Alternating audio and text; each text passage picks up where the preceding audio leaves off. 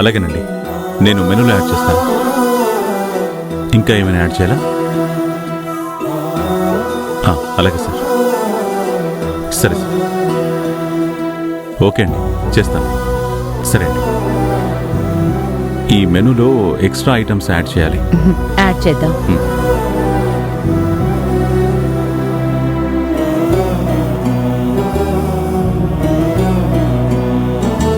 అన్నపూర్ణ గారి పోలికలే వేదాలో కనిపిస్తాయి. మీ వారసురాలు వేదనే అన్నపూర్ణ గారు.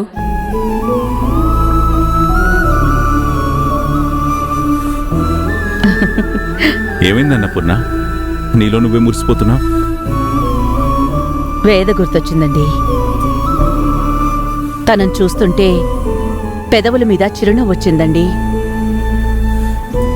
నిజానికి విష్ణు మన వారసుడు అనుకున్నాం గాని నాకెందుకో మనకి సరైన వారసురాలు వేదానే అనిపిస్తుందండి. వేద బాధ్యత తెలిసిన అమ్మాయి, కష్టం విలువ తెలిసిన అమ్మాయి, బంధం గట్టిగా ఉండాలి అని కోరుకునే అమ్మాయి. కాబట్టి ఈ రెండేళ్లకి తనే వారసురాలన్నది నా అభిప్రాయం. విష్ణుకి ఈ రెండు కుటుంబాల గురించి పట్టదు. తనకి నచ్చినట్టే ఉంటాడు. తన ఇష్టం వచ్చినట్టు అందరూ ఉండాలి అనుకుంటాడు.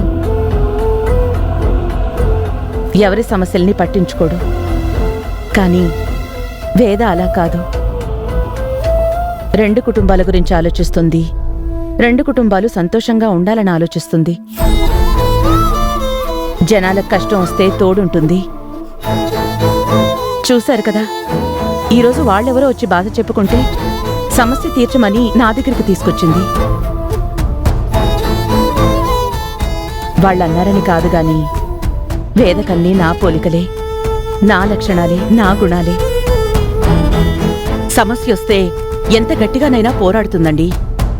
ఎదుటి మనిషి కష్టసుఖాల్ని పంచుకుంటుంది. పేరుకి లలిత కడుపున పుట్టినా తనలాగా అరవదు, తనలాగా ఆవేశపడదు. ఓర్పుగా నాలాగే ఆలోచిస్తుంది.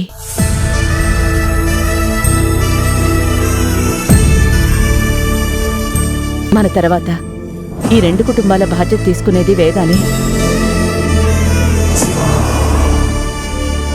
అవును, రేపు మొదటి రోజు వేద కాలేజ్కి వెళ్ళిపోతుంది కదా?